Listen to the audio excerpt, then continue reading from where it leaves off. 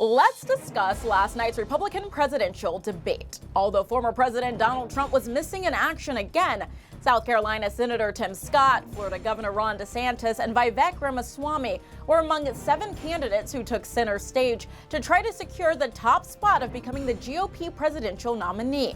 The first highlight of the night was when Senator Scott made controversial remarks, stating that Johnson's Greater Society, a welfare program that launched in the 60s, was harder to survive than slavery.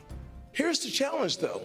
Black families survived slavery. We survived poll taxes and literacy tests. We survived discrimination being woven into the laws of our country. What was hard to survive was Johnson's Great Society, where they decided to put money, where they decided to take the black father out of the household to get a check in the mail, and you can now measure that in unemployment, in crime, in devastation.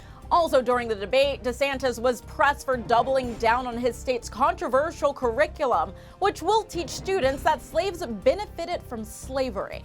You have said slaves developed skills in spite of slavery, not because of it. But many are still hurt. For descendants of slaves, this is personal. What is your message to them? So first of all, that's a hoax that was perpetrated by Kamala Harris. We are not going to be doing that. Second of all, that was written by descendants of slaves. These are great Black history scholars, so we need to stop playing these games.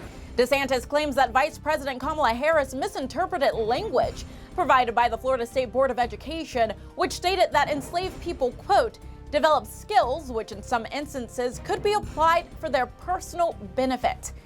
That literally boils down to the belief that some slaves benefited from slavery.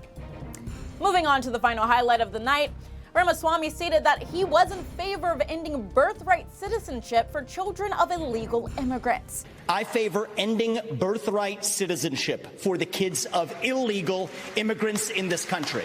Now, the left will howl about the Constitution and the 14th Amendment. The difference between me and them is I've actually read the 14th Amendment. What it says is that all persons born or naturalized in the United States and subject to the laws and jurisdiction thereof are citizens. So nobody believes that the kid of a Mexican diplomat in this country enjoys birthright citizenship. Not a judge or legal scholar in this country will disagree with me on that. Well, if the kid of a Mexican diplomat doesn't enjoy birthright citizenship, then neither does the kid of an illegal migrant who broke the law to come here. Many are critiquing Ramaswamy for his comments, given that he is the son of immigrants. The next Republican presidential debate is slated for November 8th in Miami. In Washington, Ashley Banks, theGrio.